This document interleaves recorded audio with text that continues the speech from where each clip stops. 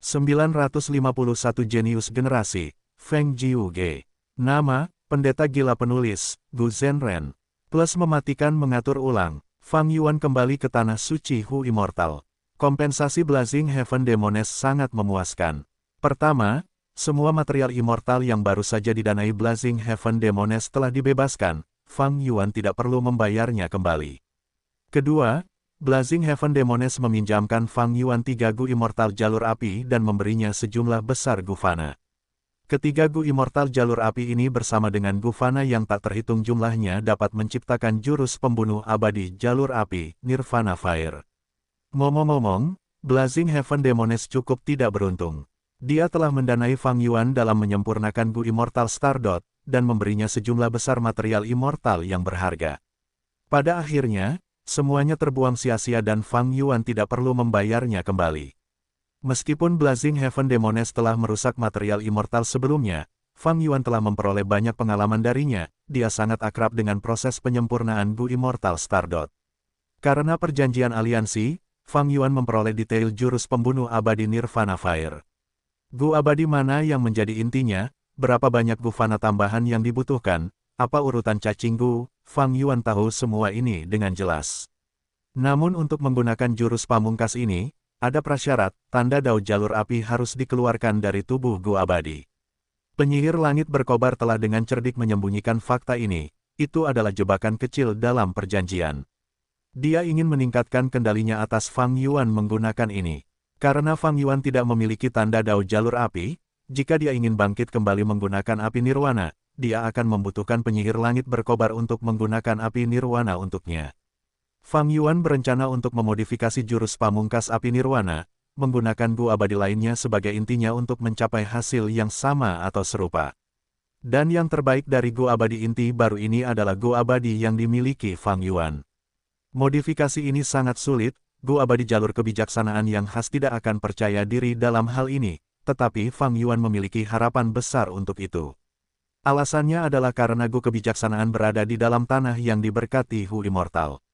Kekuatan Gu kebijaksanaan tingkat 9 benar-benar luar biasa, tidak dapat diungkapkan dengan kata-kata. Penting bagi Fang Yuan untuk melakukan ini. Metode kebangkitan bukaan abadi hidup dan mati dapat memungkinkannya untuk bangkit kembali, tetapi metode itu hanya dapat digunakan sekali pada setiap bukaan abadi. Setelah bangkit kembali, dia tidak akan dapat menggunakan Gu kebijaksanaan. Jika Fang Yuan dapat memodifikasi api Nirwana dan dengan bebas berubah antara menjadi zombie abadi dan orang yang hidup, Gu kebijaksanaan akan terus membantunya dengan cara yang tak terbayangkan. Iblis langit yang terbakar sedang kekurangan dana sekarang, dia perlu menggunakan sumber dayanya sendiri untuk menyempurnakan Gu abadi dan menyelesaikan misi wajib dari aliansi zombie. Jadi, dia harus meminjamkan 3 Gu abadi jalur api ini. Jika bukan karena situasi ini, bahkan jika aku memintanya, dia tidak akan meminjamkannya kepadaku dengan mudah. Dengan 3 Gu abadi jalur api ini, modifikasi dan deduksiku akan jauh lebih mudah. Fang Yuan merasa sangat senang tentang ini. Rencana pembentukan Gu dari aliansi zombie secara tak terduga membuatnya menjadi penerima manfaat. Pada hari-hari berikutnya, Fang Yuan bermandikan cahaya kebijaksanaan, dia menyimpulkan dengan seluruh energinya, berkonsentrasi pada modifikasi jurus pembunuh api Nirwana. Ngomong-ngomong, dia telah mengumpulkan cukup banyak zombie abadi jalur kekuatan dan menyempurnakan cukup banyak Gu mengerahkan kekuatan, dia bahkan memiliki Gu dengan rentang hidup 60 tahun. Dia memiliki ketiganya, dia dapat mengaktifkan metode kebangkitan bukaan abadi hidup dan mati sekarang untuk menjadi Gu abadi yang hidup dan memperoleh tanah terberkati tingkat tinggi. Namun setelah memperoleh api Nirwana, Fang Yuan tidak lagi puas dengan ini saja. Meskipun dengan campur tangan Blazing Heaven Demones, Fang Yuan dicegah untuk berkomplot melawan Halo Lan dan memperoleh tanah terberkati kelas super, karena kesempatan ini, ia memperoleh api Nirwana dan jika ia menggunakannya dengan baik, ia akan dapat terus menggunakan Gu kebijaksanaan.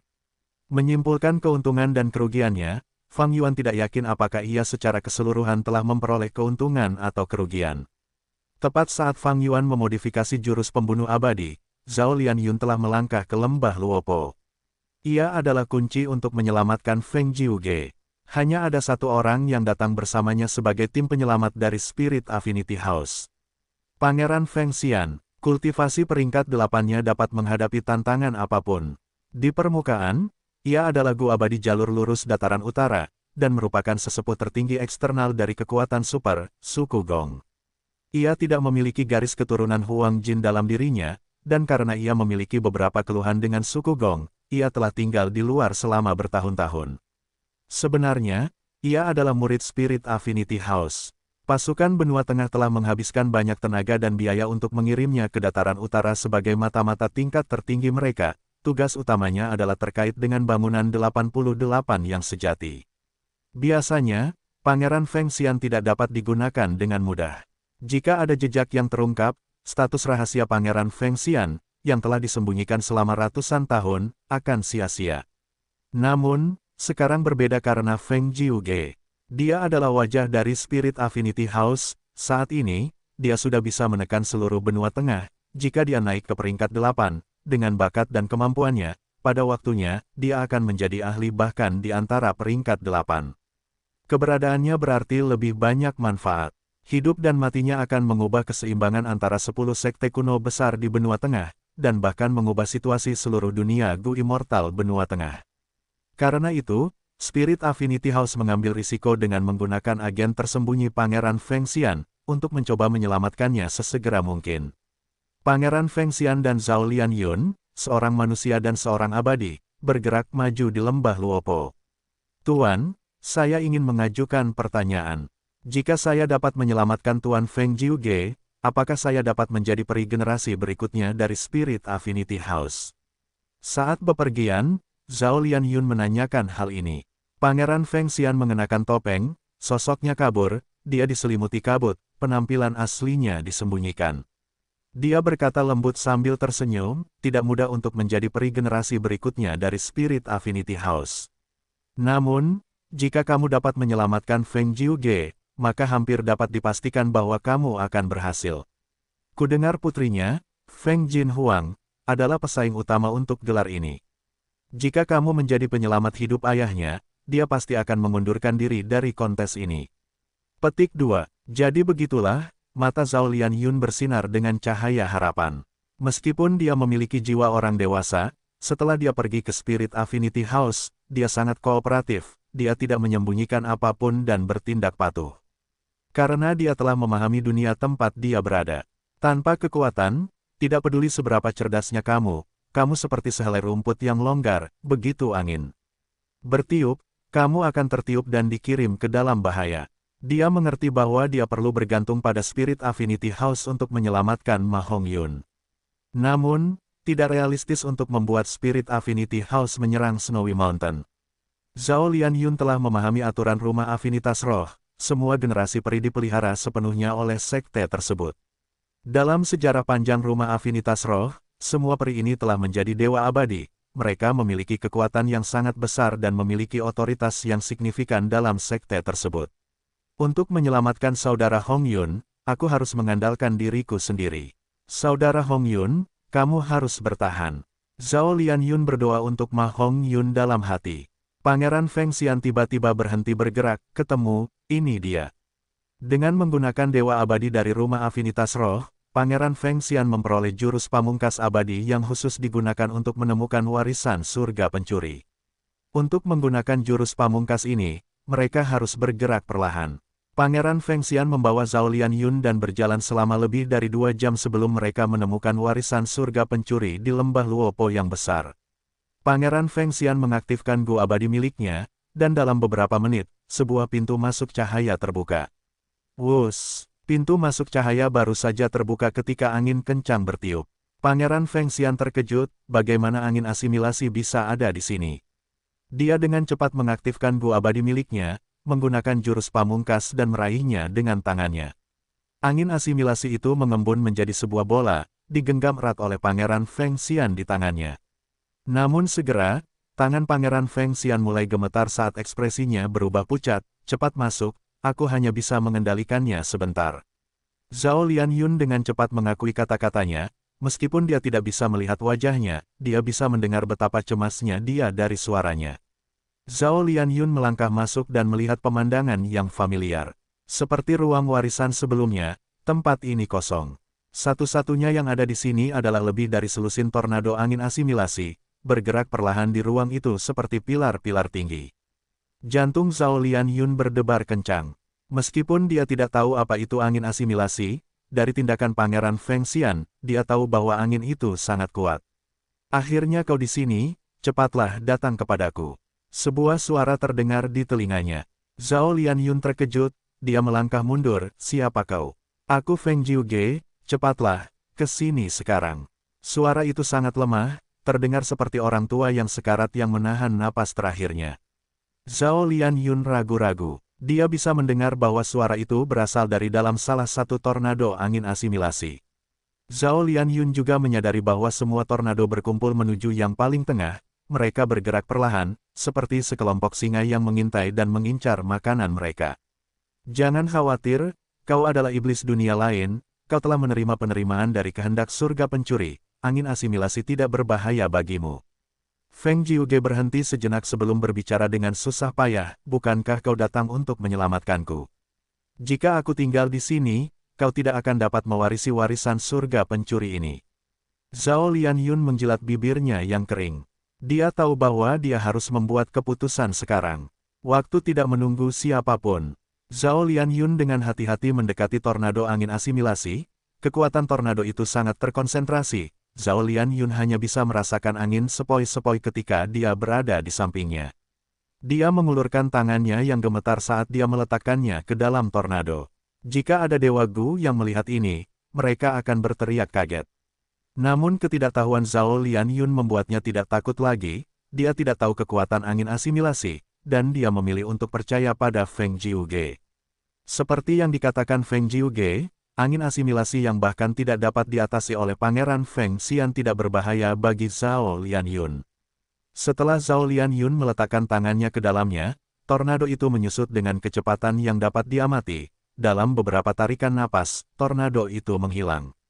Suara Feng Jiuge terdengar lagi, lihat, bukankah aku benar? Ruang warisan ini memiliki kekuatan yang lebih besar daripada angin asimilasi, sehingga tidak dapat dihancurkan. Kamu adalah iblis dunia lain yang diterima oleh ruang ini, dengan perlindungannya, kamu tidak dalam bahaya. Zhao Lianyun sangat gembira, Tuan Feng Jiuge, aku akan menyelamatkanmu sekarang. Dia bergegas ke tornado, menyerbu masuk, saat angin asimilasi menghilang kemanapun dia pergi. Akhirnya, dia mencapai bagian tengah, dan pilar angin terbesar yang menjebak Feng Jiuge pun menghilang. Kemudian, dia melihat Feng Jiuge sedang duduk bersila di udara, 3 meter dari tanah. Wajahnya kemerahan dan jubahnya bersih, tetapi matanya tertutup rapat. Tuan Feng Jiuge, Zhao Lianyun memanggil dengan pelan. Feng Jiuge perlahan membuka matanya, ekspresinya sebening batu giok. Dia tidak berbicara, dia membuka tangan kanannya dan menunjukkannya kepada Zhao Lianyun. Ada 2 kata yang ditulis dengan darah di telapak tangannya. Zhao Lianyun melihatnya dengan bingung, mengalihkan pandangannya ke arah Feng Jiuge lagi. Feng Jiuge tersenyum tipis padanya, kemudian, seluruh tubuhnya berhamburan tertiup angin, hancur dan lenyap di tempat.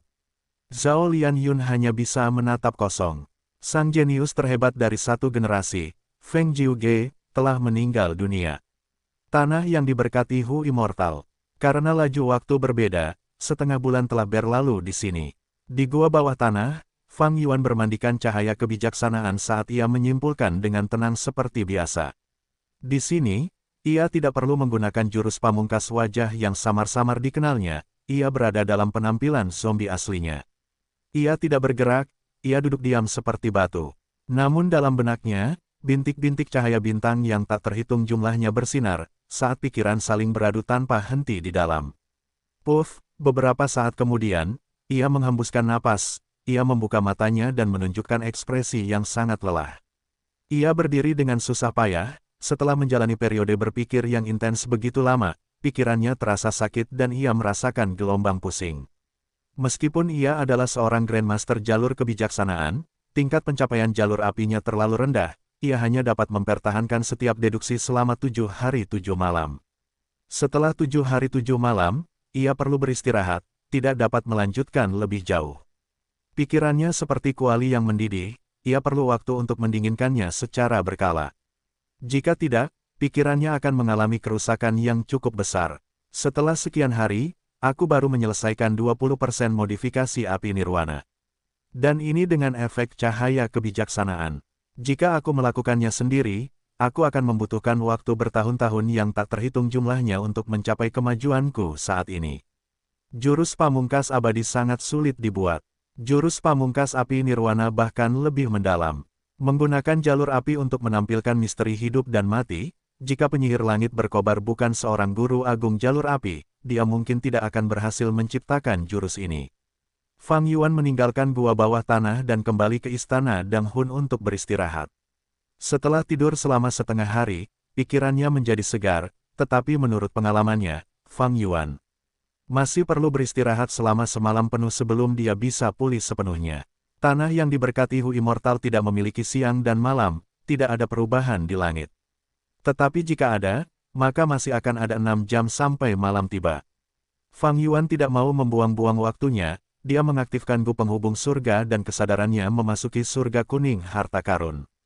Selama kurun waktu ini, ia secara selektif menjual beberapa material abadi tingkat 8, untuk ditukar dengan sejumlah besar makanan guna memberi makan gu abadi miliknya. Tentu saja, material abadi tingkat 9 yang lebih berharga disimpan dalam kepemilikannya. Material abadi tingkat 8 yang ia jual adalah yang kualitasnya paling rendah di antara inventarisnya. Meski begitu, gelombang keributan tercipta di surga kuning harta karun sebagai hasilnya. Daya tarik material abadi tingkat 8 sangat besar. Ini memungkinkan Fang Yuan dengan mudah menyelesaikan tujuan saat ini untuk memberi makan gu abadi miliknya. Jika bukan karena material abadi peringkat 8 ini, aku akan terus direpotkan oleh ini untuk waktu yang lama. Fang Yuan sekarang merasa terbebani karena harus memberi makan gu abadi. Dia memiliki terlalu banyak gu abadi saat ini. Sangat sedikit gu abadi yang memiliki begitu banyak gu abadi. Beban memberi makan gu abadi ini sangat besar. Sebenarnya, kualitas lebih penting daripada kuantitas untuk gu abadi. Seperti Sue Songzi, dia hanya memiliki 1 gu abadi, tetapi setelah Sekte Bayangan memberinya serangkaian gerakan pembunuh abadi, dia bertarung tanpa kelemahan yang jelas. Dalam situasi ini, dia memanfaatkan gu abadi sepenuhnya. Situasi yang paling umum adalah memberi makan sejumlah kecil gu abadi dan menggunakannya sebagai inti untuk membuat banyak gerakan pembunuh abadi yang berbeda untuk menghadapi situasi yang berbeda. Fang Yuan tahu ini, tetapi dia tidak punya pilihan. Dia tidak bisa menjual gu abadi ini dengan mudah. Transaksi gu abadi sangat jarang, bahkan jika terjadi, mereka menukar gu abadi dengan gu abadi. Setelah menyelesaikan transaksi terakhir di surga harta karun kuning, sesi pemberian makan gu abadi Fang Yuan berakhir untuk sementara waktu. Mengenai penyempurnaan gu abadi pikiran bintang, Fang Yuan telah mengesampingkannya. Dia masih memiliki resep gu abadi peringkat 6 dari gu yang mengerahkan seluruh tenaganya, tetapi dia tidak berencana untuk menyempurnakannya. Meskipun dia kehilangan kekuatan diri gu abadi dan kekuatan tempurnya turun drastis. Tingkat keberhasilan penyempurnaan gu abadi terlalu rendah, untuk menyempurnakan gu abadi pikiran bintang. Fang Yuan menderita kerugian besar. Saat ini, dia merasa muak setiap kali mendengar tentang penyempurnaan gu abadi. Dia merasa kasihan dan simpati terhadap para zombie abadi yang sedang menyempurnakan gu abadi secara kolektif saat ini. Dia tidak kekurangan batu esensi abadi saat ini, tetapi semua dananya dihabiskan untuk membangun tanah terberkati bentuk bintang. Selama periode ini, Fang Yuan telah mengerjakan banyak tugas. Roh tanah bentuk bintang telah bekerja keras, mengikuti rencana desain Fang Yuan dalam membangun struktur baru. Saat ini, tanah terberkati bentuk bintang telah menyelesaikan 40% pembangunan baru. Tetapi dengan metode kebangkitan, Fang Yuan tidak lagi merasakan urgensi seperti itu terhadap tanah terberkati bentuk bintang. Fang Yuan juga tidak berencana untuk memindahkan sumber daya tanah terberkati bentuk bintang ke tanah terberkati bentuk bintang. Selama periode ini, waktu Fang Yuan di Tanah Suci Hu Immortal terpenuhi dan damai. Upaya utamanya adalah memodifikasi jurus pamungkas api nirwana. Semuanya sudah dipersiapkan sekarang, ia hanya kekurangan elemen-elemen penting terakhir. Begitu api nirwana selesai, Fang Yuan akan bangkit kembali dan memperoleh tanah suci bermutu tinggi. Selanjutnya, ia akan memindahkan semua sumber daya tanah suci ke dalam lubang abadi miliknya sendiri. Ini adalah cara yang paling aman dan cepat. Tidak diragukan lagi, begitu rencana ini berhasil, masa depan Fang Yuan akan cerah. Fang Yuan menunggu dengan sabar. Dia tidak cemas, meskipun dia telah lama mencari tujuan ini. Pengalamannya dalam 500 tahun kehidupan sebelumnya melatih tingkat kesabarannya yang luar biasa. Tetapi tepat ketika dia bersiap untuk beristirahat malam sebelum melanjutkan modifikasi jurus pamungkasnya, Hei Loulan meminta bantuan darinya. Kamu tidak akan pernah membayangkan apa yang aku temukan dalam jiwa Hei Cheng. Menggunakan Stargate, Hei Loulan tiba di depan Fang Yuan dengan gembira. Setelah Hei Cheng meninggal, jiwanya ditangkap oleh Hei Loulan. Hari-hari terakhir ini, Hei Loulan telah memperoleh banyak informasi mengejutkan dari jiwa Hei Cheng. Yang paling menggerakkannya adalah pertempuran 100 hari di lembah Luopo. Fang Yuan, kamu memiliki kemampuan untuk memindahkan gunung. Aku ingin kamu mengambil kembali lembah Luopo untukku. Jangan khawatir, aku akan memberimu kompensasi yang cukup. Kita harus bergerak cepat sebelum komplikasi muncul. Hei Loulan bertindak cepat. Lembah Luopo. Fang Yuan tidak berbicara, dia memikirkan gu pintu terbuka dan gu pintu tertutup yang dimilikinya. Dia sudah lama memiliki petunjuk ke lembah Luopo, tetapi dia diganggu oleh hal-hal lain dan tidak menuju ke sana. Sekarang, setelah menerima informasi Hei Loulan, dia senang dalam hati tentang kewaspadaan dan keputusannya yang cermat. Lembah Luopo berada di bawah kendali Sekte Bayangan sejak lama, itu adalah markas mereka. Jika Fang Yuan menuju ke sana dengan tiba-tiba, tanpa kekuatan yang cukup, dia akan dengan mudah ditangkap oleh pihak lain. Bahkan jika dia berjuang sambil mempertaruhkan nyawanya, musuh-musuhnya akan terlalu kuat, hanya ada sedikit harapan untuk melarikan diri. Tetapi sekarang adalah kesempatan. Mata Hei Loulan bersinar terang. Fang Yuan mengangguk, setuju, Sekte Bayangan gagal dan lembah Luopo sekarang dikendalikan oleh Dewa Gu Benua Tengah. Tetapi mereka berasal dari wilayah lain, mereka tidak bisa tinggal lama. Kita hanya perlu membocorkan beberapa informasi untuk memaksa mereka melarikan diri.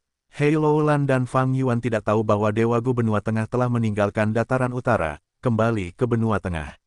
Fang Yuan selalu lemah dalam mengumpulkan informasi. Dalam hal dataran utara, ia mengandalkan peri lisan. Dalam hal Benua Tengah, Sekte Bangau Abadi tidak akan pernah mengungkapkan rahasia semacam itu kepadanya. Kelompok orang ini seharusnya mencoba menyelidiki pelaku di balik jatuhnya Gedung 88 yang sejati, mereka mengejar kita. Namun, untuk beberapa alasan, penyelidikan mereka mengarah ke Sekte Bayangan. Hei Loulan terkekeh. Fang Yuan merenung, dibandingkan dengan ini, aku lebih peduli pada zombie abadi Blazing Glory Lightning Brilliance. Dia adalah anggota Shadow Sect, mengapa dia diselamatkan oleh Zombie Alliance? Ketika Gu Immortal yang misterius itu mengungkapkan identitasnya sebagai zombie abadi 10 ekstrim, Hei Cheng juga ada di sana, sehingga informasi berharga ini bocor. Ada banyak Gu Immortal dan pasukan Gu Master yang rahasia. Zombie Alliance memiliki struktur yang longgar, banyak anggotanya memiliki pasukan mereka sendiri, ini tidak aneh, kan? Hei Loulan berkata dengan acuh tak acuh. Shadow Sect tidak boleh diremehkan. Fang Yuan memiliki ekspresi yang berat, anggota Shadow Sect tidak takut berkorban, persatuan kekuatan misterius ini terlalu tinggi. Ini, bukan pertama kalinya Fang Yuan mendengar tentang Shadow Sect, kembali di perbatasan selatan, dia mendengarnya dari Chou Jiu. Fang Yuan bahkan tahu bahwa pintu kehidupan dan kematian ada di dalam tanah terberkati Shadow Sect. Tetapi dia tidak membuat rencana apapun mengenai hal itu. Alasannya adalah kekuatannya terlalu rendah, dan tidak ada peluang bagus. Sangat sulit untuk menyerang tanah yang diberkati dan tidak menarik perhatian. Sekte Bayangan itu misterius dan membentang di perbatasan selatan dan dataran utara, mereka tidak bisa dianggap enteng. Baiklah, cukup tentang itu. Lembah Luopo tepat di depan kita, aku mengundangmu dan bibi-bibiku untuk menjelajahinya. Kita akan membagi keuntungan sesuai dengan perjanjian aliansi kita. Hei Loulan berkata dengan cemas. Fang Yuan mengerti mengapa dia terburu-buru. Ini benar-benar kesempatan yang sangat langka. Fang Yuan juga bersemangat. Dia masih memiliki gu pintu terbuka dan gu pintu tertutup. Dia ingin tahu apakah kedua cacing gu ini dapat memberinya perlakuan yang berbeda di lembah Luopo. Namun sebelum pergi, beberapa hal harus dikatakan. Kau ingin mengambil alih lembah Luopo sepenuhnya, aku tidak setuju dengan itu. Fang Yuan berkata dengan tegas. Hei Loulan menatap dengan mata marah, tatapannya bersinar dengan cahaya yang kejam, apa maksudmu? Aku menemukan informasi tentang lembah Luopo. Fang Yuan tertawa, dia mengatakan lokasi lembah Luopo. Hei Loulan terkejut, dia menatap Fang Yuan dengan penuh kecurigaan. Dia telah menyembunyikan beberapa informasi sebelumnya, dia tidak memberitahu Fang Yuan informasi penting ini. Fang Yuan mengeluarkan gu pintu terbuka dan gu pintu tertutup. Seperti bagaimana Hei Loulan mengekspos gu sikap kepada mereka, karena cacing gu ini akan digunakan dan tidak dapat disembunyikan, dia menjelaskannya secara terbuka. Hei Loulan mendengus, menatap Fang Yuan dengan jijik, tanpa informasiku, apakah kamu berani pergi? Pada saat kamu bersedia pergi, kesempatan itu akan hilang. Fang Yuan tersenyum, jangan terlalu gelisah, aku hanya mengatakan informasimu tidak sepenting yang kau pikirkan. Namun Hei Loulan bersikap sangat gelisah. Kemudian, mereka terlibat dalam pertengkaran verbal yang intens. Kedua belah pihak bernapas dengan kasar dengan kelelahan yang terlihat di wajah mereka, sikap mereka sebagai dewa gu diabaikan, tetapi mereka mencapai kesepakatan. Kepemilikan lembah Luopo dibagi. Penyihir langit berkobar akan mengambil 50%, perilisan akan mengambil 20%, sementara Hei Loulan dan Fang Yuan masing-masing akan mengambil 10%. Hei Loulan sangat licik, dia menggunakan kedua bibinya untuk memaksa Fang Yuan menyerah. 10% kepemilikan mungkin sedikit, tetapi itu mencapai tujuan Fang Yuan. Dia hanya membutuhkan hak untuk menggunakannya. Fang Yuan tidak pernah berpikir untuk mengambil lembah Luopo untuk dirinya sendiri. Bagaimanapun, Hei Loulan memiliki penyihir langit berkobar yang mendukungnya. Namun, penyihir langit berkobar sedang sibuk menyempurnakan gu, dan sebagai peringkat 8, setiap tindakannya akan menarik perhatian besar. Dia menyampaikan kepada mereka, karena Fang Yuan telah melakukan perjalanan abadi tetap, jika mereka dalam bahaya, dia akan dapat menyelamatkan mereka. Pada akhirnya, hanya Fang Yuan, Perilisan dan Hei Loulan yang pergi. Oh tidak, beberapa orang telah memasuki lembah Luopo. Hui Fengzi, yang bersembunyi di luar menjaga pintu masuk, melihat Fang Yuan dan yang lainnya dan segera melaporkannya. Segera, Pangeran Feng Xian diberitahu tentang hal itu. Setelah Hui Fengzi menyerah dalam pertempuran, ia ditundukkan oleh 10 sekte kuno besar benua tengah. Para dewa gu benua tengah kembali sambil meninggalkannya untuk mengawasi lembah Luopo. Ia baru saja berpihak pada benua tengah. Dan awalnya tidak mau, dan hanya seorang pekerja sementara, jadi wajar saja ia tidak memiliki kualifikasi untuk mengetahui identitas asli Pangeran Feng Xian. Ia hanya tahu seorang abadi dan seorang manusia telah memasuki lembah Luopo, sementara ia mengawasi mereka. Ia berada di bawah belas kasihan orang lain dan tidak punya pilihan selain berjuang keras menuju benua tengah. Saat ia melihat Hei Loulan dan anggota kelompok lainnya, ia dengan cepat menggunakan metode jalur informasi untuk memberitahu Pangeran Feng Xian yang berada di dalam lembah Luopo. Pangeran Feng Xian dengan cepat memperoleh informasi tersebut. Pada saat ini, tangannya masih sedikit gemetar. Membersihkan angin asimilasi benar-benar tidak mudah.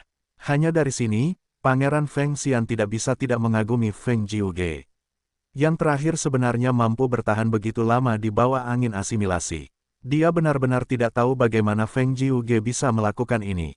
Sayangnya, Feng Jiuge sudah meninggal. Proses pewarisan-warisan sejati Tifeng Heaven berlangsung sangat cepat. Hanya identitas yang perlu diperiksa dan jika seseorang memang iblis dunia lain, warisan Tifeng Heaven akan diberikan kepada mereka. Setelah Feng Jiuge meninggal, ruang warisan hanya memiliki Zhao Lian Yun yang tersisa. Jadi, dia dengan cepat memperoleh warisan ini, Ghostly Concealment. Tepat pada saat ini, dia kembali ke sisi Pangeran Feng Xian dan melaporkan berita kematian Feng Jiuge. Kita terlambat. Pangeran Feng Xian mendesah dalam hati. Dia kemudian meraih bahu Zhao Lian Yun dan terbang menjauh. Seorang abadi dan seorang manusia segera menjauh dari tempat kejadian. Saat ini, hubungan Perilisan dan Blazing Heaven Demones sudah diketahui oleh semua orang. Pangeran Feng Xian tidak ingin bertengkar. Lingkaran sosial Gu Immortal peringkat 8 sangat kecil. Di seluruh dataran utara, jumlah Gu Immortal peringkat 8 di permukaan hanya 5.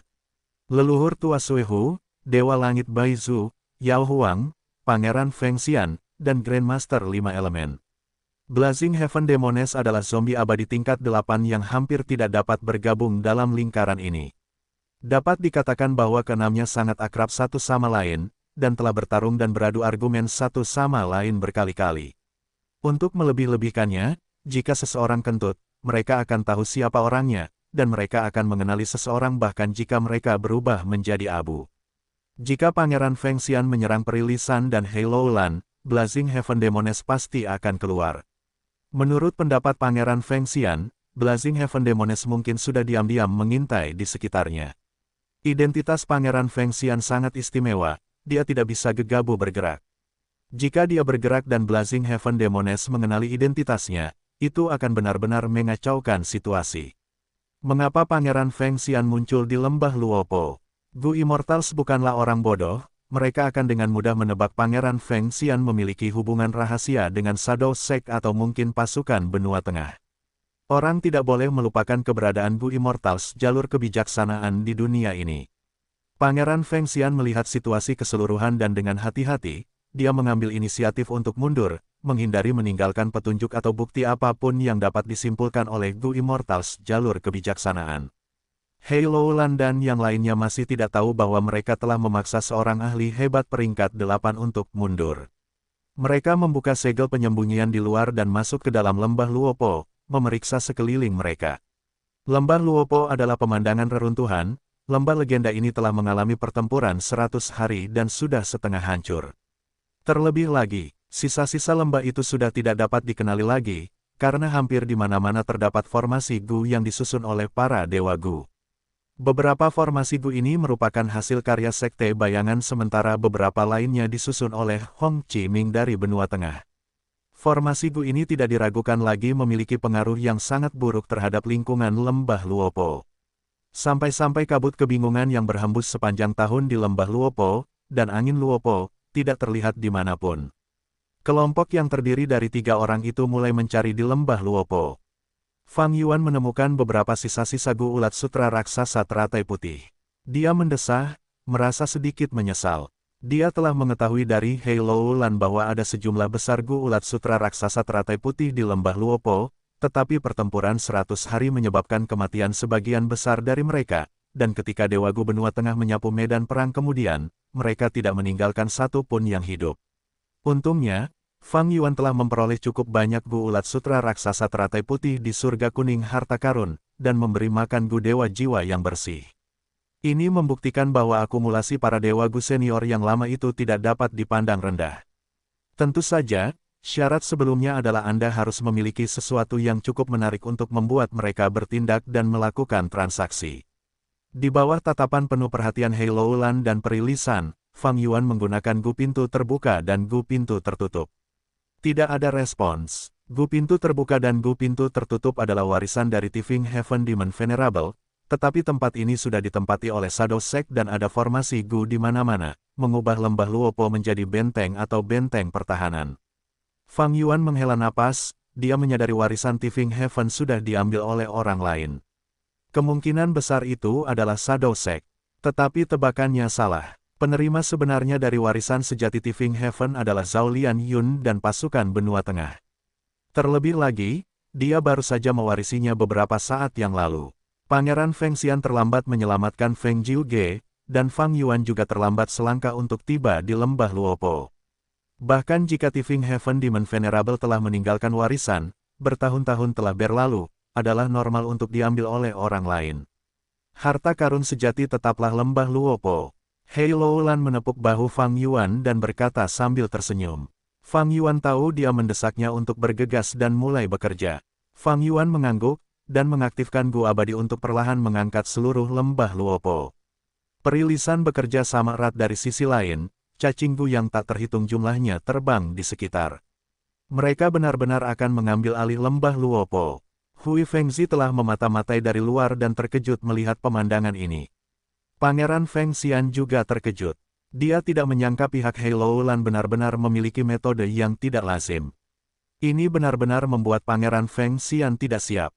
Dia ragu-ragu, tetapi akhirnya memutuskan untuk menahan diri dan tidak melakukan apapun. Setelah menghabiskan 1 jam, Fang Yuan berhasil menyimpan lembah Luopo di lubang abadi miliknya. Masih ada tanah yang diberkati di sini, tetapi untuk amannya, sebaiknya kita pergi sekarang. Sejak Hei Loulan gagal melewati malapetaka, dia menjadi lebih mengendalikan diri dan telah kehilangan hampir semua kecerobohannya. Meskipun lembah Luopo sangat hancur, tetapi dengan pemandangan seperti sebelumnya milik Tai Bai Yun Seng, itu pasti dapat dipulihkan. Dibandingkan dengan tanah yang diberkati, nilai lembah Luopo sangat sulit digantikan.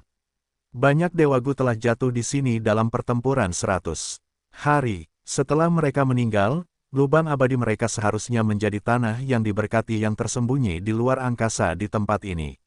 Fang Yuan dapat merebut lembah Luopo, tetapi ia tidak dapat membawa tanah-tanah yang diberkati ini. Namun, sekarang bukanlah waktu yang tepat untuk mencarinya. Setelah merebut lembah Luopo, Fang Yuan dan kelompoknya segera mundur. Mereka pergi dengan sangat cepat, mereka tahu situasi mereka. Jauh di sana, Pangeran Feng Xian diam-diam melihat sosok ketiga orang itu yang menjauh, tatapannya gelap dan dingin. Meskipun dia tidak bisa bergerak, dia memiliki dua dewagu wanita, ahli pedang Yulan dan Lei Yao, di bawahnya, dan dia juga memiliki pasukan rahasia lainnya. Pangeran Feng Xian telah bersembunyi di dataran utara selama ratusan tahun, tentu saja, dia akan mengumpulkan cukup banyak kekuatan. Dia masih ingin mencari masalah bagi Fang Yuan dan yang lainnya, tetapi mereka pergi terlalu cepat, jadi dia tidak dapat mengejar mereka. Pangeran Feng Xian melirik medan perang dari pertempuran 100 hari, lembah Luopo sudah hilang, tempat ini sekarang telah menjadi tanah kosong yang sunyi. Meskipun aura dewagu telah dihilangkan sebanyak mungkin, seorang ahli masih bisa merasakan beberapa petunjuk. Begitu banyak dewagu telah mati di sini, tanah yang diberkati ini sendiri adalah sumber daya yang kaya. Pangeran Feng Xian tentu saja tidak akan menyerahkannya. Dewagu benua tengah di belakangnya juga tidak akan menyerahkannya dan pasti akan bergerak untuk mengambil kembali tanah yang diberkati ini. Adapun dewagu abadi, dia bahkan tidak perlu memikirkannya, mereka pasti sudah hancur. Mengambil kembali tanah yang diberkati, terutama yang jatuh di wilayah asing, adalah masalah yang sulit dan merepotkan. Saya harap masalah yang merepotkan ini tidak menimpa saya, lebih baik jika 9 sekte kuno lainnya ikut bersusah payah. Feng Jiuge meninggal karena angin asimilasi, dia tidak meninggalkan apapun kecuali dua kata dalam darah. Pertama-tama saya harus mengirim kembali Zhao Lian Yun dan informasi penting ini ke sekte. Pangeran Feng Xian tidak tinggal lebih lama lagi dan segera pergi bersama Zhao Lian Yun. Adapun Hui Fengxi, dia masih tertinggal untuk mengawasi tanah yang diberkati. Ini adalah tanah yang diberkati Xiao Hun.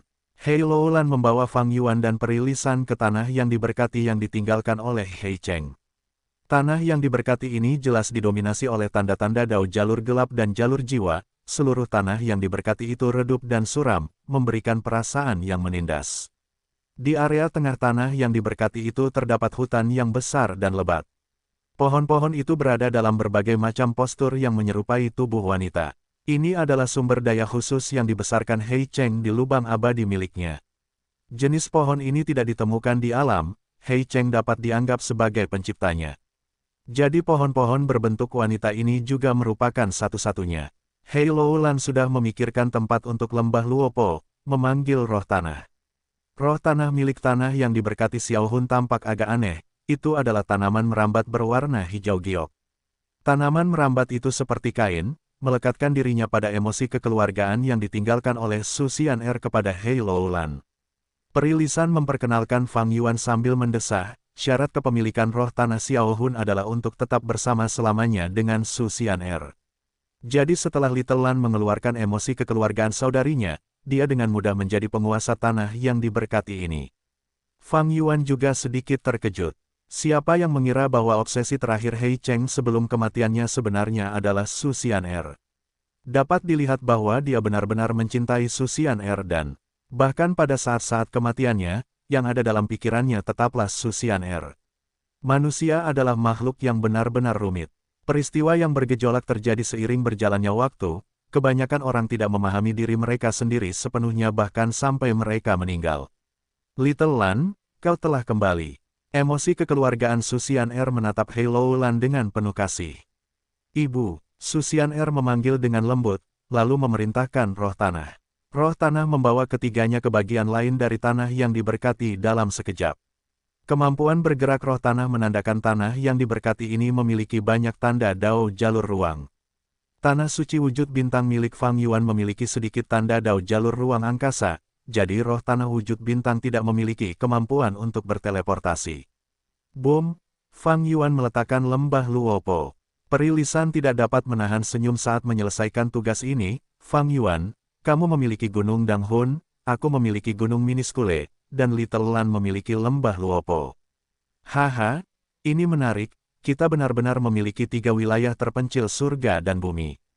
Menatap lembah Luopo di bawahnya, Fang Yuan juga tidak dapat menahan diri untuk tidak menunjukkan ekspresi harapan. Gunung Danghun dan lembah Luopo diproklamasikan oleh Spectral Soul Demon Venerable sebagai 2 harta karun kultivasi jalur jiwa. Fang Yuan sudah mendapatkan keuntungan tak terbatas dari Gunung Danghun. Dia bertanya-tanya bagaimana lembah Luopo ini akan membuatnya tumbuh benua tengah, rumah afinitas roh, aula diskusi. Ada 15 dewa Gu di sekte itu, lebih dari setengahnya datang sendiri. Ini pemandangan yang langka. Ada pertemuan yang diadakan di sekte itu cukup sering, Dewa Gu hanya perlu berpartisipasi dengan kemauan atau emosi mereka. Namun sekarang, ada 8 Dewa Gu yang datang sendiri, termasuk 2 Dewa Gu peringkat 8 di rumah afinitas roh. Alasan situasi ini adalah hilangnya Feng Jiuge.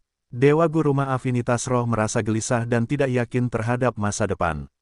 Kali ini, kami mengumpulkan semua orang di sini untuk mengumumkan informasi penting. Tetua tertinggi pertama rumah afinitas roh duduk di kursi utama sambil melihat sekeliling, berbicara dengan sungguh-sungguh.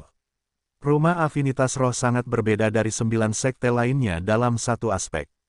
Mereka memiliki proporsi dewa wanita yang tinggi.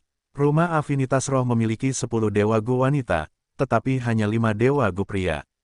Tetua tertinggi pertama rumah afinitas roh dan tetua tertinggi kedua sama-sama merupakan dewa wanita peringkat 8.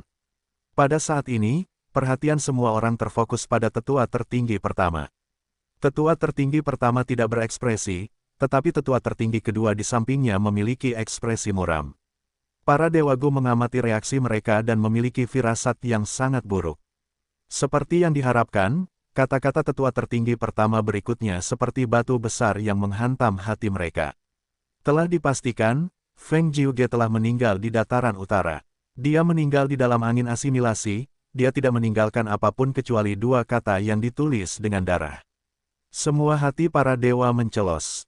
Peri Baiking, yang menghadiri pertemuan itu secara langsung, merasakan kepalanya berputar saat ekspresinya memucat. Meskipun mereka siap secara mental, ketika mereka mendengar berita itu, semuanya masih merasa tidak percaya. Feng Jiuge, yang begitu kuat, benar-benar meninggal di dataran utara. Sebaliknya, para dewa Gu yang lebih lemah darinya masih hidup dan kembali ke sekte mereka. Sejujurnya, ketika Feng Jiuge pergi ke dataran utara, tidak ada yang mengharapkan akhir ini.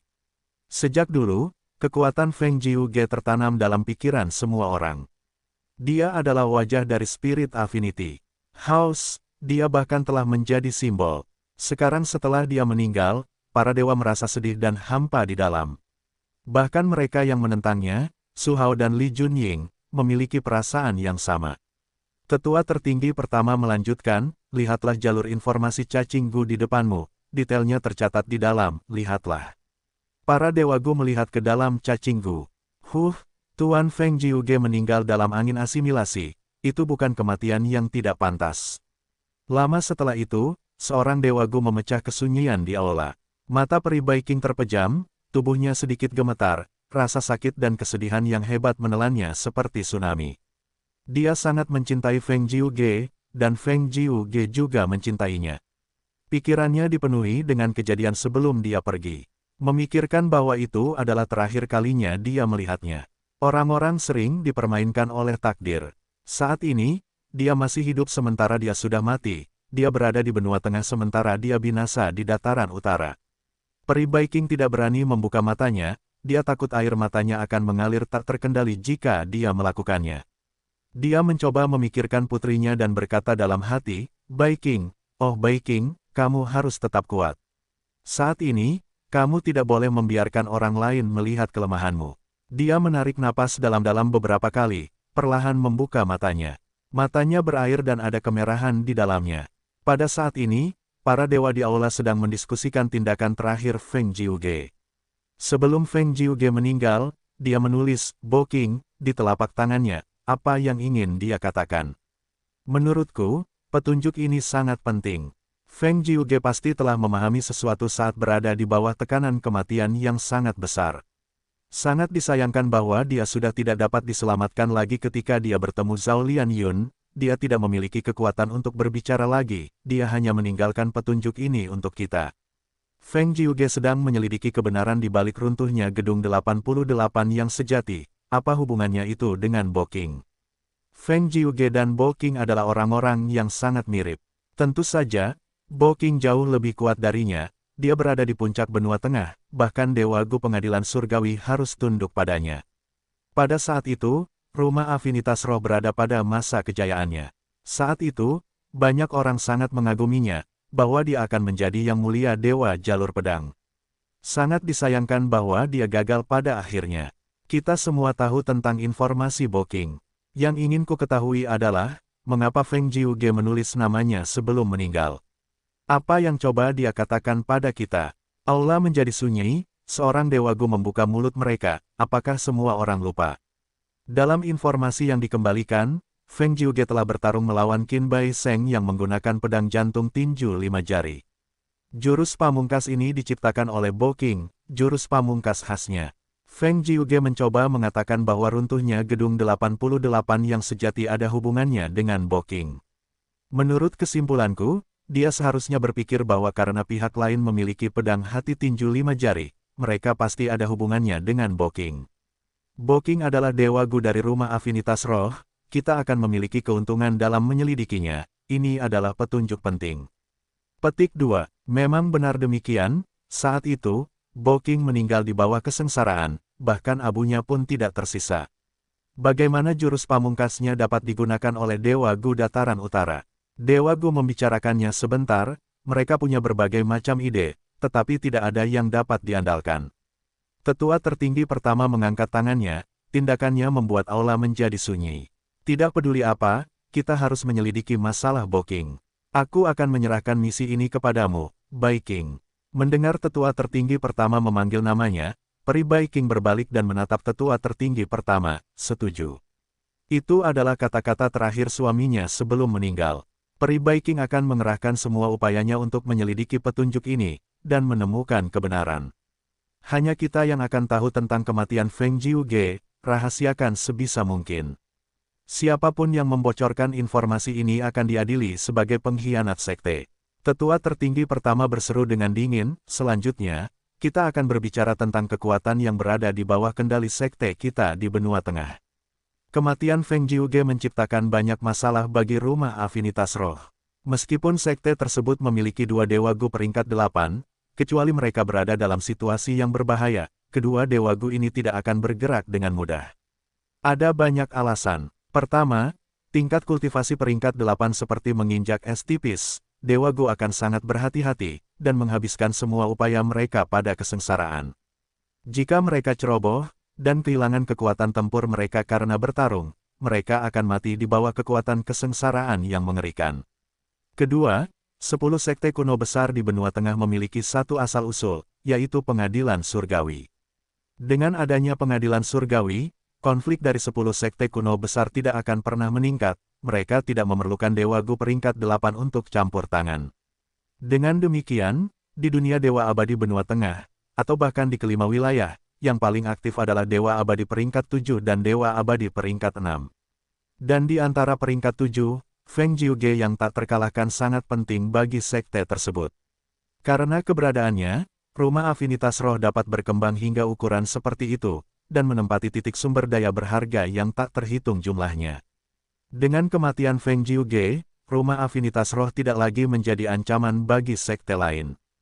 Sumber daya yang mereka kendalikan seperti potongan daging lezat yang menarik banyak tatapan serakah. Pegunungan Xuanwu memiliki sumber daya yang melimpah. Tempat ini merupakan gudang material abadi, setidaknya satu Gu Immortal peringkat 7 perlu menjaganya. Penambangan di dalam gua pasir emas telah mencapai momen kritis, kita telah menginvestasikan sejumlah besar waktu dan sumber daya untuk itu, sekaranglah saatnya kita menuai hasil panen kita tidak boleh menyerah. Medan perang reinkarnasi adalah yang terpenting. Para Gu Immortal merasa pusing, mereka memiliki lingkup pengaruh yang terlalu besar tetapi Gu Immortal terlalu sedikit. Bahkan jika mereka membagi pasukan mereka untuk bertahan di mana-mana, jumlah mereka masih belum mencukupi. Pada saat ini, mereka akhirnya menyadari bahwa reputasi Feng Jiuge merupakan penghalang yang sangat besar bagi dunia luar. Peri King terdiam. Para Gu Immortal terus-menerus membicarakan material abadi atau sumber daya lainnya, tidak ada yang membicarakan Feng Jiuge lagi. Seolah-olah keberadaan Feng Jiuge berakhir dengan pembahasan dua kata, Boking. Peri King merasa sedih mendengar ini, suamiku, oh suamiku, kau telah memberikan begitu banyak kontribusi untuk sekte, namun pada akhirnya, orang-orang ini melupakanmu dalam sekejap. Selama proses diskusi, pikiran Peri King tidak terfokus pada hal itu. Para dewa dapat mengetahui dan mengerti mengapa, bahkan tetua tertinggi pertama yang tegas tidak mengkritiknya. Hanya ketika para dewa menyebutkan Zhao Lianyun, mata Peri King berbinar, menunjukkan kekhawatiran yang mendalam. Jika Feng Jiuge masih ada, Feng Jiuge hampir pasti akan menjadi peri generasi berikutnya dari rumah afinitas roh. Namun sekarang setelah Feng Jiuge pergi, dan Zhao Lianyun muncul entah dari mana, ia menjadi ancaman terbesar bagi Feng Jinhuang. Peri King memanjakan putrinya, tentu saja, sehingga ia sangat khawatir tentang masalah Zhao Lianyun. Ia mendengar para dewa Gu berdiskusi. Zhao Lianyun mewarisi dua warisan sejati surga pencuri, apakah ada yang berubah dalam dirinya? Iblis dunia lain tidak dapat dipercaya.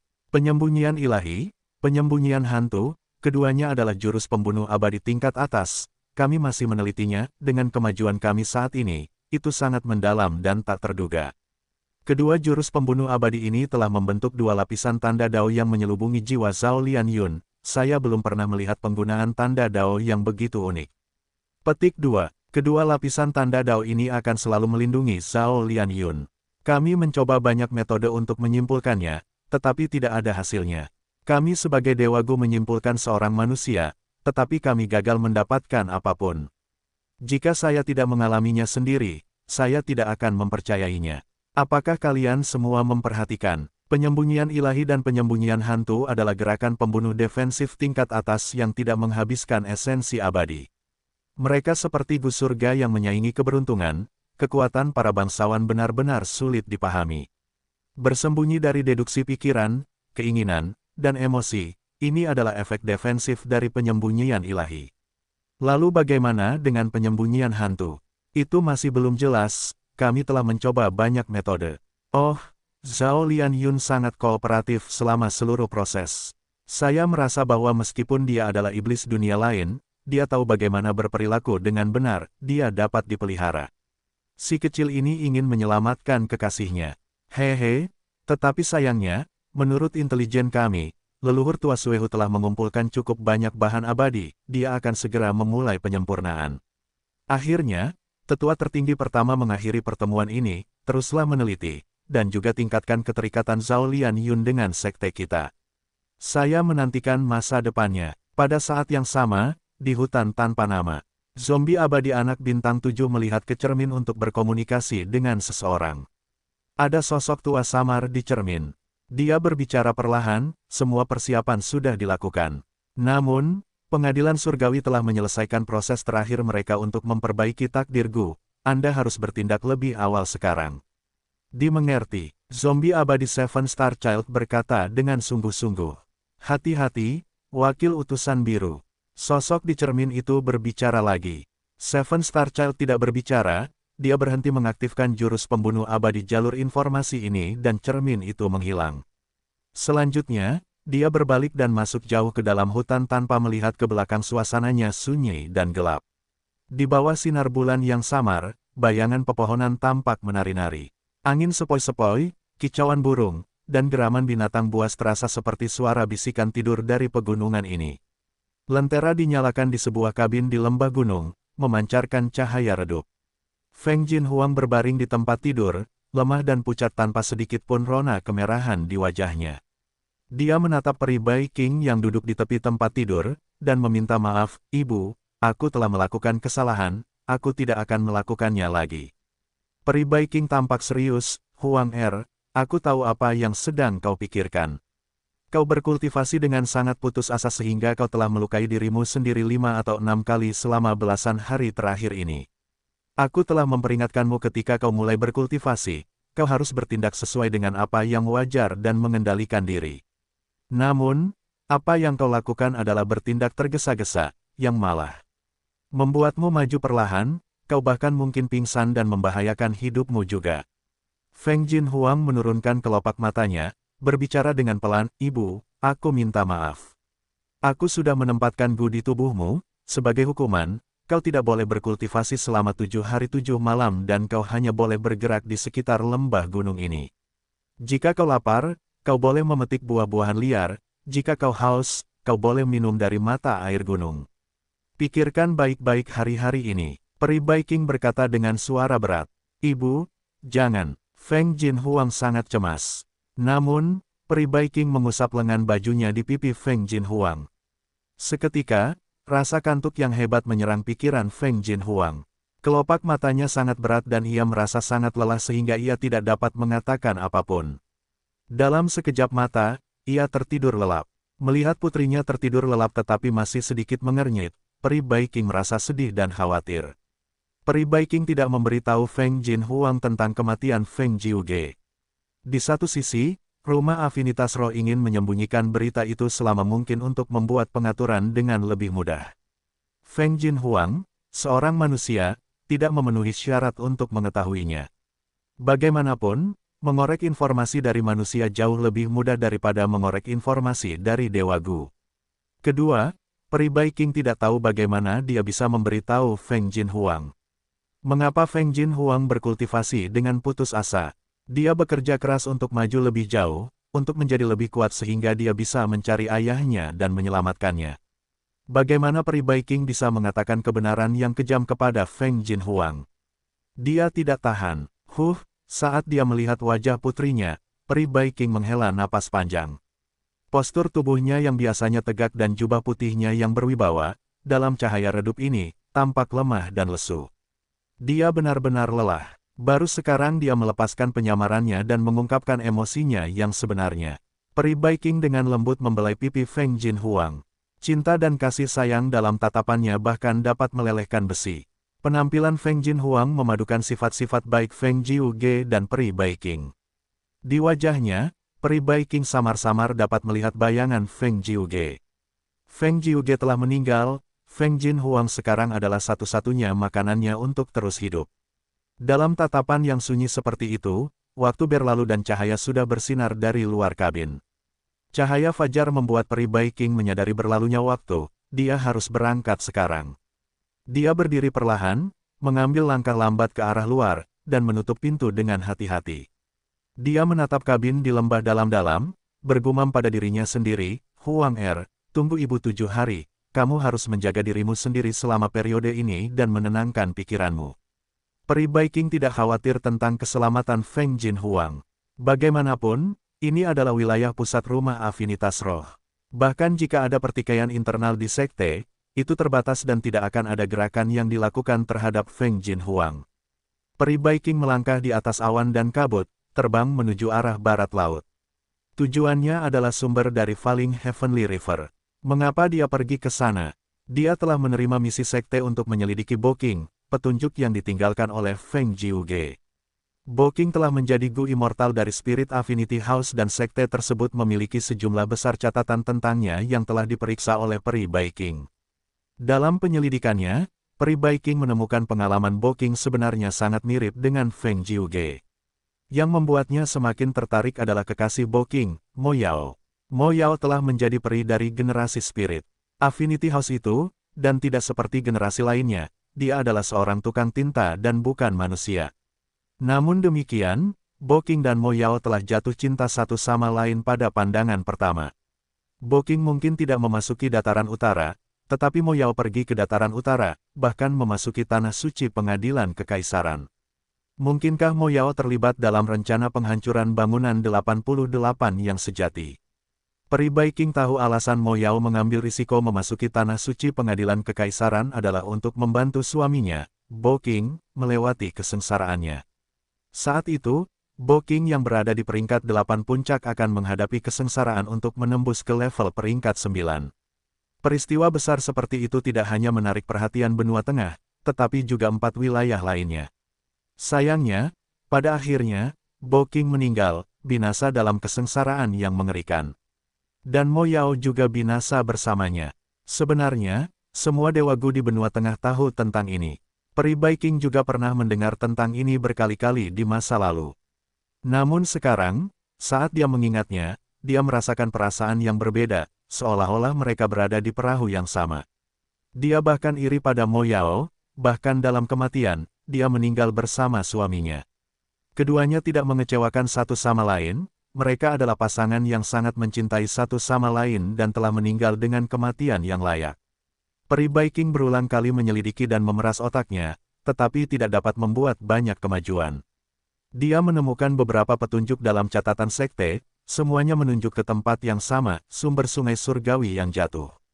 Karena tidak ada terobosan dalam aspek lain, Peri Bai Qing dengan tegas bergerak menuju sungai surgawi yang jatuh untuk mencari lebih banyak petunjuk.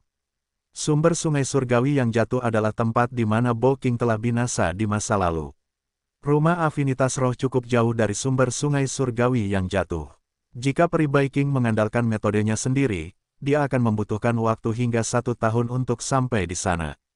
Dia tentu saja tidak akan melakukannya dan telah melakukan persiapan yang cukup sebelum pergi.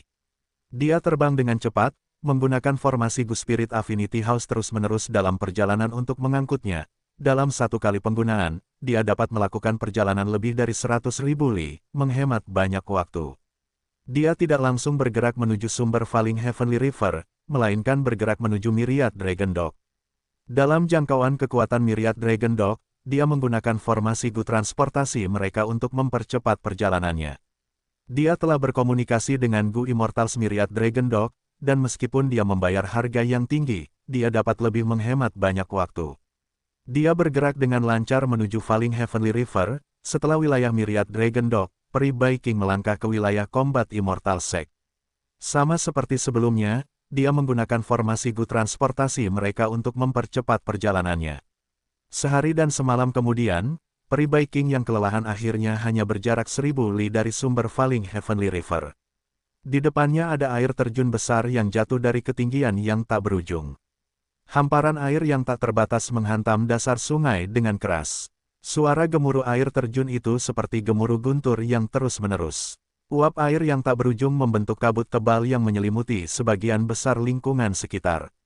Mengapa disebut Falling Heavenly River? Falling Heavenly River, sungai raksasa yang jatuh dari surga. Dibandingkan dengan sungai yang sangat besar ini, Peri Bai Qing sangat kecil seperti semut.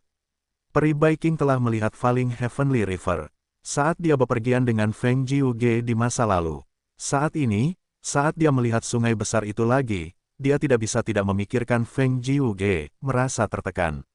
Dia masih ingat apa yang dikatakan Feng Jiuge kepadanya saat itu. Itu tentang alasan terbentuknya sungai surgawi yang jatuh. Feng Jiuge dengan percaya diri memberitahu Peri Bai Qing bahwa ada 2 pendapat tentang ini. Yang pertama adalah bahwa sungai surgawi yang jatuh itu sendiri adalah bentuk malapetaka atau kesengsaraan, sedangkan yang kedua mengatakan bahwa ketika Bo Qing menahan kesengsaraannya, cahaya pedangnya begitu tajam sehingga langsung menembus langit putih ke langit hitam. Dan Bo Qing telah menghadapi kesengsaraannya di siang hari. Jadi cahaya pedang ini telah menembus lubang besar di langit putih, berlanjut ke langit hitam, di mana ia membentuk lubang kecil di lapisan bawah langit hitam.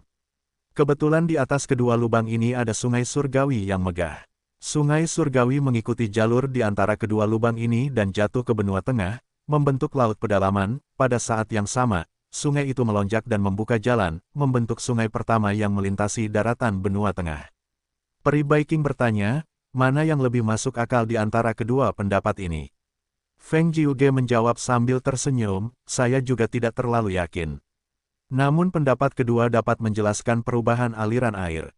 Pada siang hari, sungai surgawi yang jatuh mengalir dengan momentum yang sangat kuat, bahkan Dewa Gu peringkat 8 tidak dapat menahan momentum ini. Dan pada malam hari, aliran sungai surgawi yang jatuh melambat hingga Dewa Gu peringkat 7 hampir tidak dapat menahannya. Kekuatan alam tidak terbatas dan tak tertandingi. Bahkan Dewa Gu tampak tidak berarti jika dibandingkan dengannya. Mengakhiri ingatannya, tatapan Peri Bai Qing terfokus. Dia telah meminjam banyak Dewa Gu jalur air untuk perjalanan ini, untuk membantunya memasuki sungai surgawi yang jatuh.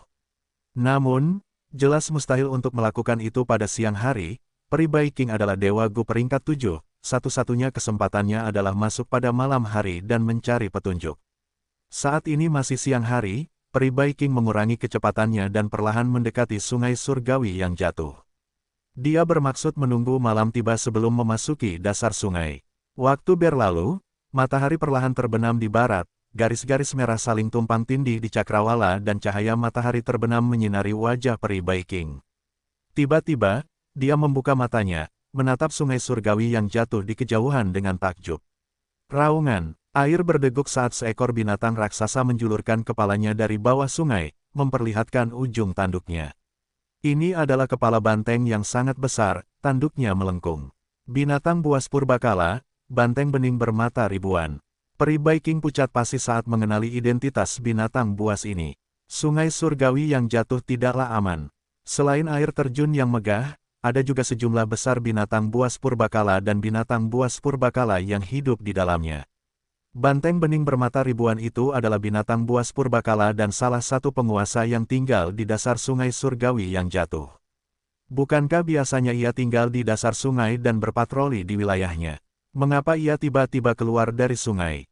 Peri Viking bingung, tetapi ia cepat-cepat mundur, menjaga jarak dengan banteng bening bermata ribuan ini.